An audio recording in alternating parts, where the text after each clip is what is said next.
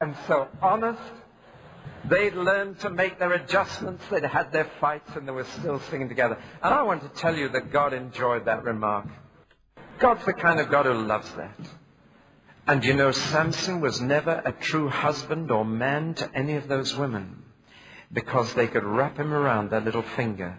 And a partnership between a man and a woman in which she wears the trousers is not a godly marriage. You may go to church, you may say your prayers, but if your wife can nag until you give in for the sake of peace, that's not a godly marriage. And it happened right there at the wedding reception. Can you imagine a wedding reception when the bride cries the whole time? And wedding receptions lasted a week in the Middle East. And there are the guests, the relatives, and the friends. I like that distinction, you know. Relatives and friends. Those you have to invite and those you want to invite. And there they all were. And trying to have a good time and trying to have a great week. And trying to dance. And here was the bride in the corner. And they keep looking sideways at it. Has she cheered up yet? Whatever's wrong? And Samson said, oh, for the sake of peace, I'll tell you. A man who does that is not a good husband. He's not taking his responsibility in the sight of God properly. So you can see his relationships were haywire. And gradually that different lifestyle was whittled away, and the dedicated life was whittled away, until finally the only thing that was left of the conditions for power was the length of his hair. And he told Delilah that too.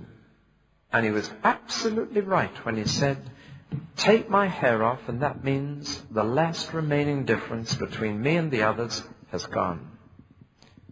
And my power will have gone. And so we come to the sad last part of the story, where Samson had his eyes gouged out.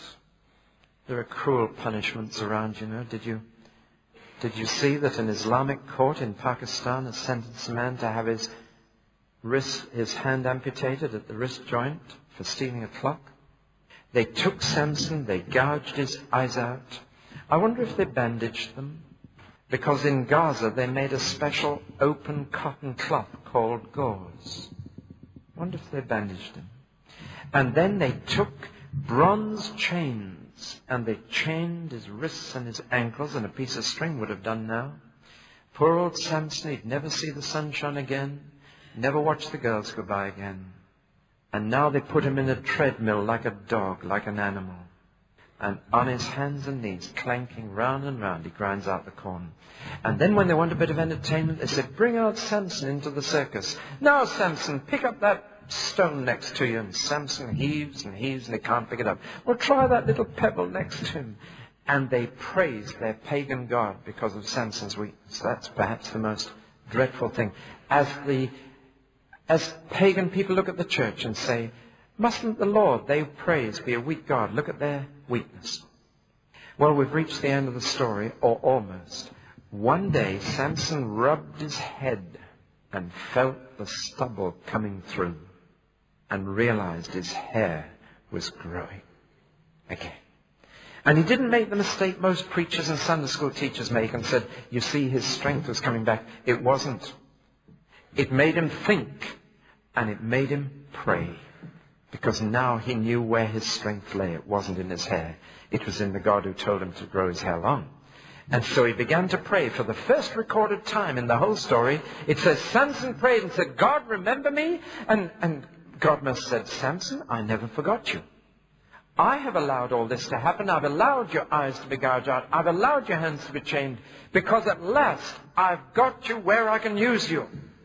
For my strength is made perfect in human weakness. And I have to break a man before I can use him, if that man will only seek my Holy Spirit for his own ends. Did you know that God has to break you before he can use you? Some of you know what I'm talking about, others don't. I can't explain it to those who don't. I don't need to explain it to those who do. Dear old Jacob. Jacob walked like this because God had pulled his hip out and broken the man. From then he became a prince.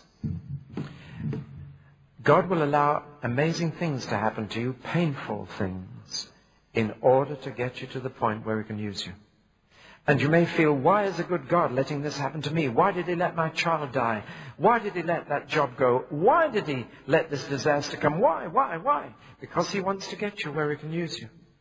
He wants your life to be fulfilled so that you don't throw it away and don't make a roundabout of it and just get on life and have a great time while you go round and get off where you got on, having thrown away your money and your life. A man once said to me, David, look at my face. And I looked at his face. He was 76 years of age when he said it. And he said, do you see anything funny with my face? Anything peculiar? Now, that's a difficult question, you know. But I looked into his face, and it was perfectly normal, straightforward. I said, no, I don't see anything unusual, Mr. Scott. And he said to me, my earliest memory in life is of my mother tying my hands with rope and tying my hands to my knees with rope on the bed. And he said, I never knew why she did that. Sorry about this noise, this platform, it's a bit creaky. He said, I never knew why she did it. And he said, years later, I asked my mother, why did you tie me up when I was a little child? And she said, well, son, you had a disease called smallpox and your face was covered with sores. And if you had scratched those, your face would have been left full of holes for life.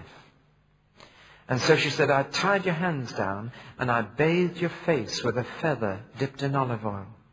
He didn't understand at the time, but his mother wanted him to have a good face. And God will let strange things, painful things happen to you to bring you to the end of your resources that you might discover. Now let's leave the story of Samson, and in the remaining moments, look at the question, why did God direct my attention to that story when I said, how do you see the church in England? It was at the beginning of the 80s, and when he said Samson's hair is growing again, the most astonishing thing happened a few days later. I opened my daily newspaper and I found this cover. It's almost coming to bits now. It was a headline in my daily paper which said that in a time of recession when we can't even get enough money for roads or hospitals or schools, that Britain had spent a cool £2.5 million sterling, over $5 million, on a piece of canvas 5 feet wide and 4 feet high. Taxpayers' money, the most expensive painting ever bought for our National Gallery. It was a painting by Rubens, and it was a painting of the most famous haircut in history. It's called Samson and Delilah. And I thought, what a thing to be in our paper a few days after God says, Samson's hair is growing again. And that picture's gone up in the National Gallery for all to see. Well, it meant that the church in Britain was in the same condition as Samson, and I saw it. We've had visitations of the Holy Spirit in Britain from time to time, as Samson had the power of the Lord come upon him. But the church in Britain towards the end of the 1970s was blind and bound and in a treadmill and in the entertainment business. It was blind. I met every 2 to 3 months in Lambeth Palace, which is the home of the Archbishop of Canterbury. And I met with about 24 denominational leaders every 2 to 3 months. And we were there to discuss what God wanted his church to do for England. And you know, those leaders were blind. They couldn't see either the weakness of the church or the wickedness of the nation. They couldn't see it. And 6 months ago, the Lord told me to call it a day and leave that group. I struggled for over 2 years, 3 years nearly, to say, can't you see? Oh, but it's not so bad, David. I mean, after all, the Queen gets crowned in Westminster Abbey. And do you know, I said to the Archbishop of Canterbury, there are less than 3% Christian MPs in our House of Commons. Do you know what his reply was? Oh, he said, David, I'm in the House of Lords, and there are about 30% Christians there. And I said, there should be. It's full of bishops. And I said, the problem is that they're not where the power really lies and where the decisions are made. At least you've reduced it to one house now, and I was in the Beehive twice in my first week here, speaking to members of Parliament. But you see, that was the kind of response. And one just cried Lord, how blind can the church be? Who gouged out our eyes so that we can't see how pathetic we are? We can't even see ourselves as the world sees us. In spite of the fact that every time a clergyman appears on TV in a drama or anything, he's a buffoon, he's a figure of fun. We seem blind to what the world thinks of us. And blind to what God sees in the world too. I mean, God has to watch a baby thrown into the gas oven every 6 minutes in Britain. We seem blind to it.